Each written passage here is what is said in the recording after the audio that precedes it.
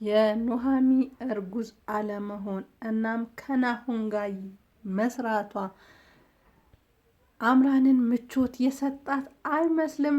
ምክንያቱም አምራን ናሆምን ወዳው አፍቅራው ሳይሆን የቀረበችው ገንዘቡን ንብረቱን ፈልጋ ነው። ይህን ደግሞ ኑሃሚ በደንብ ታውቃለች። እናም ስር በስር ትነግረዋለች። እናም አንድ ቀን እውነቱን ይጋለጥብኛል፣ እሷ እንዲጋለጥብኝ ታግዘዋለች ብላ ስለምትፈራ፣ ሌላም ደግሞ ኤርሚያስን አምራን በጣም ታፈቅረዋለች፣ ትወደዋለች።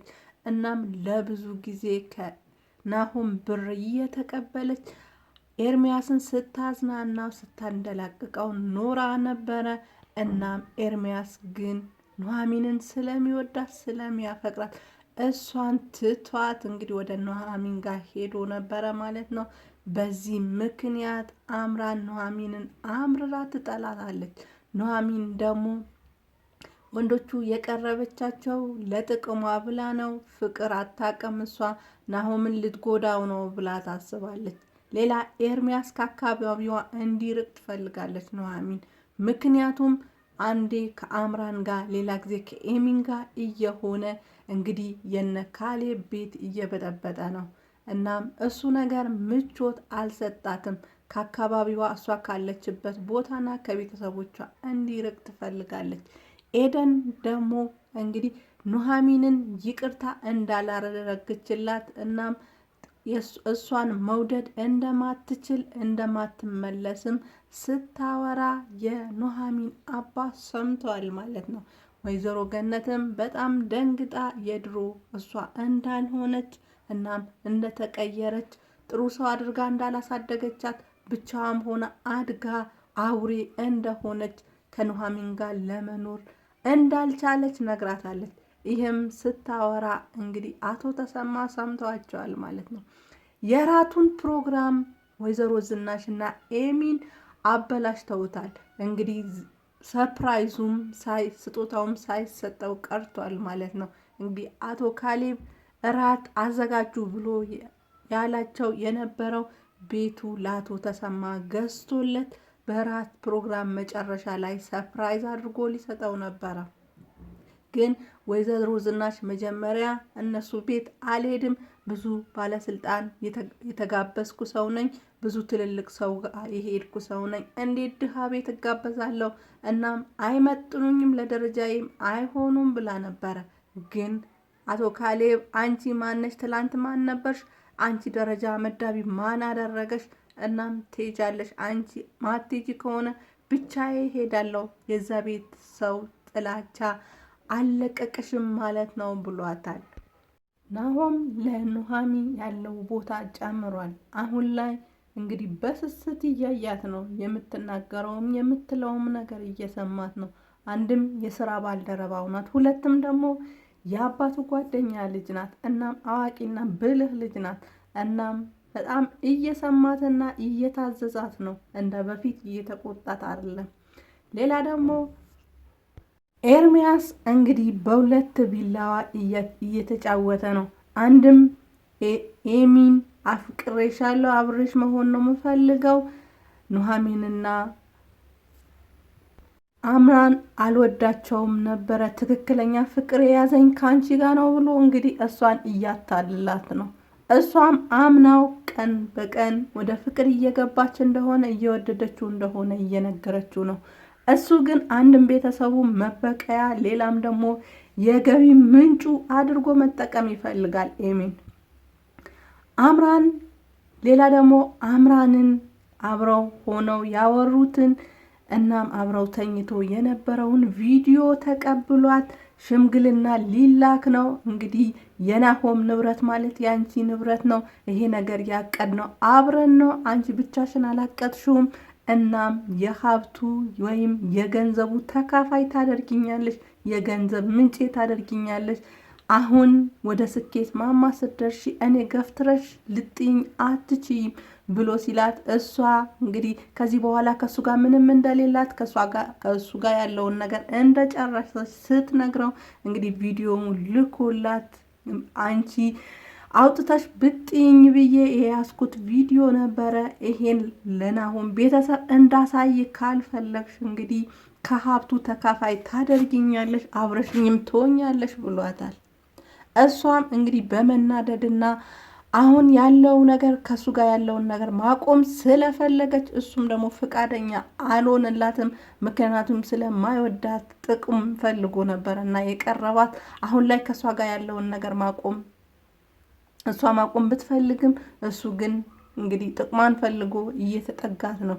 እሷ ደግሞ ያ ነገር ምቾት አልሰጣትም። ምክንያቱም አንድ ቀን ናሆም ቢያያት እንግዲህ ከዚህ በፊት ያላቸውን ግንኙነት ከአንተ በፊት ያለን ነው፣ አሁን አይደለም፣ አሁን ምንም ግንኙነት የለንም፣ አንገናኝምም ብላው ነበረና እንግዲህ አንድ ቀን አብረው ቢያያቸው ናሆም ከዚህ በኋላ እሷ ላይ ያለው አመኔታ እንግዲህ ታጣለች ማለት ነው።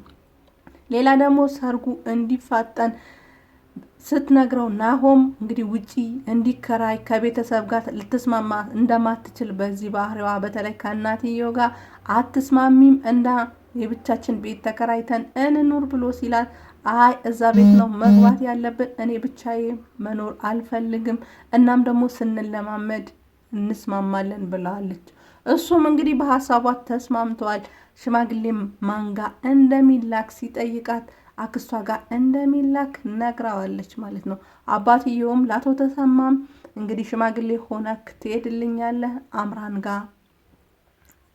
ጋር ሽማግሌ ሆነ ትሄድልኛለህ አባዬ አልነገረህም መሰለኝ ብሎ እንግዲህ ናሆም ነግሮታል ማለት ነው። አምራን እራት ግብዣው ላይ ነበረች እና ብዙም ደስተኛ የሆነች አይመስልም። ምክንያቱም የናሆም አባት አቶ ካሌብ ኑሐሚንን ሲያደናንቃት በጣም ባለሙያ ናት፣ ምግቡ ይጣፍጣል የኔ ልጅ ብሎ ሲላት እንግዲህ አምራን እኔን ለማስቀናት ነው፣ ሆን ብሎ እኔን ለማጥቃት ነው አባት የኔ ልጅ ምናምን ሲል የነበረው እንግዲህ እኔ እንዲሰማኝ ነው ብላ ተናዳ ወታለች ማለት ነው።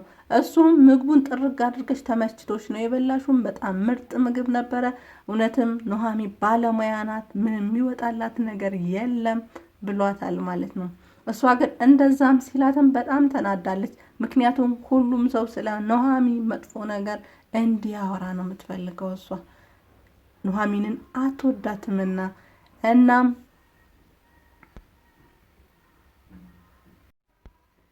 ኑሐሚንና ገነት አሁን ላይ ያላቸው ፍቅር በጣም አሪፍ ነው። ምክንያቱም ገነትም የተመለሰች ይመስላል። ግን ስታወራ ከልጇን ጋር ስትነጋገር ቤቱ በእጇ እስከምታገባ ድረስ እናም ደግሞ የተሰማን አመኔታ እስከምታገኝ ድረስ እንደምትቅለሰለስላት እንደ እናትም እንደምትሆንላት ነበረ ያወራችሁ።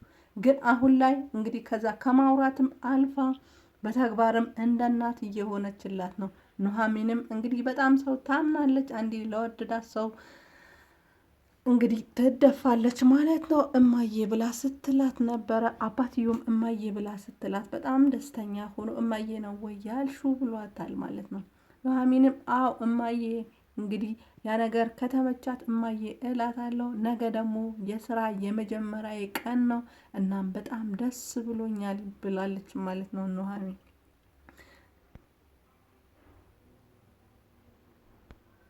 ዳግም በበኩሉ እናትዮ ልጅሽ እንደሆንኩ ንገሪ፣ ካልሆነ እንደ ናሆም ባይሆን አንድ ድርጅት ስጭኝ እና እኔ ከዚህ ሊሄድ አልችልም።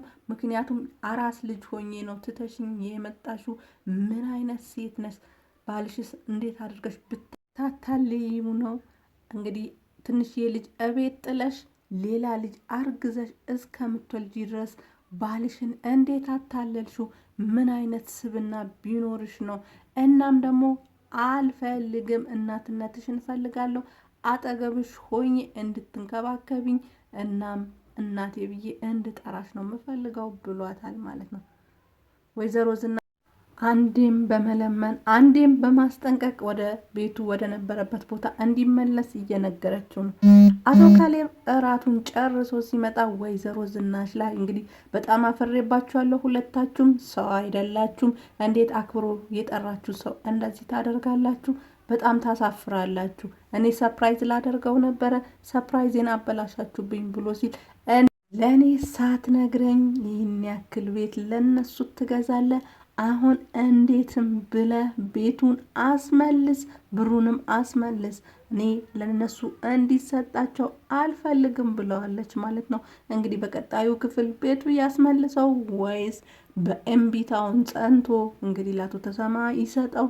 አብረን የምናይ ይሆናል።